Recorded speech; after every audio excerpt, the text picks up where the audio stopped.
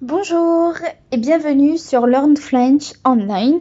Je suis Maria et aujourd'hui on se retrouve pour un nouveau podcast. Aujourd'hui on va voir comment raconter un événement marquant à l'écrit. Vous êtes prêts et prêtes? Alors on y va. Tout d'abord, si vous voulez raconter un événement que vous avez vécu, vous allez devoir utiliser 3 parties. Le début, la suite des actions et la fin. Votre texte sera donc formé de 3 paragraphes bien distincts. Mais il est important de préciser le sens d'un événement. Donc, qu'est-ce que c'est? Un événement est quelque chose qui s'est produit, que vous avez vécu à un moment donné. Donc, vous allez devoir utiliser les temps du passé pour raconter cet événement. Vous allez devoir utiliser soit le passé composé, l'imparfait, et parfois même un mélange des deux. Alors, attention à cette petite règle. Ayez bien en tête et réfléchissez à ce que vous voulez dire. Donc nous allons voir maintenant la première partie, le début, présenter l'événement. Dans la première partie du texte, on représente l'événement en général. C'est-à-dire tout simplement que vous répondez aux questions suivantes. Quand, où, quoi et qui. Donc, le moment où cet événement s'est passé, donc quand, le lieu où s'est passé cet événement, où, quel est l'événement, quoi, qui a vécu cet événement, qui, et comment l'événement s'est déroulé, les étapes et ce que vous avez vécu. Donc aussi comment, très important.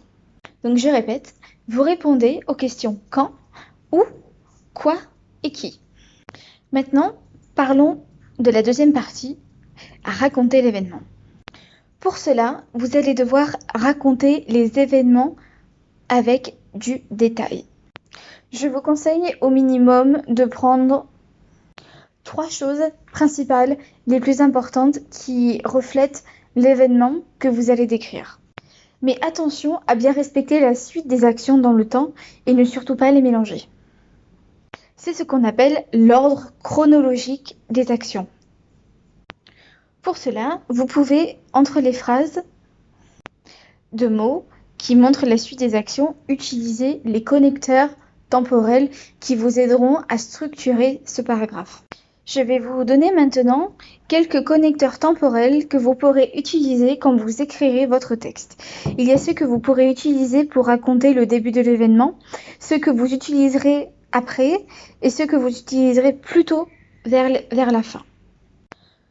Tout d'abord, vous pouvez utiliser les connecteurs que l'on utilise plutôt au début.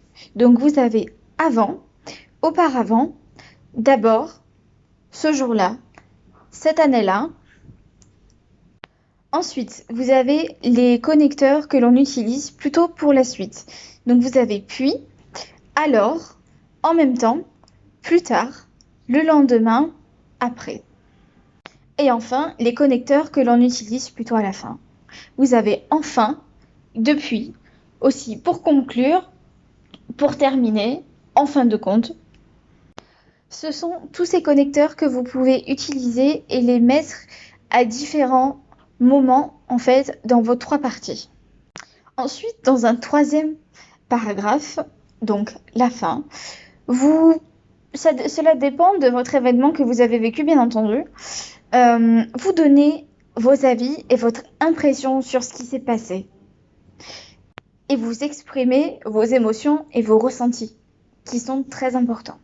Vous pouvez, par exemple, utiliser la peur, la joie, la colère. Tout dépend de l'événement que vous avez vécu, bien entendu. Pour cela, je vais vous donner des pistes que vous pouvez utiliser et qui vont vous aider à mettre des mots sur ce que vous avez ressenti. Donc, voici quelques expressions qui vont vous permettre d'exprimer une émotion. Donc, pour exprimer la joie, être heureux, être content, être satisfait, être enchanté, pleurer de joie, sauter de joie.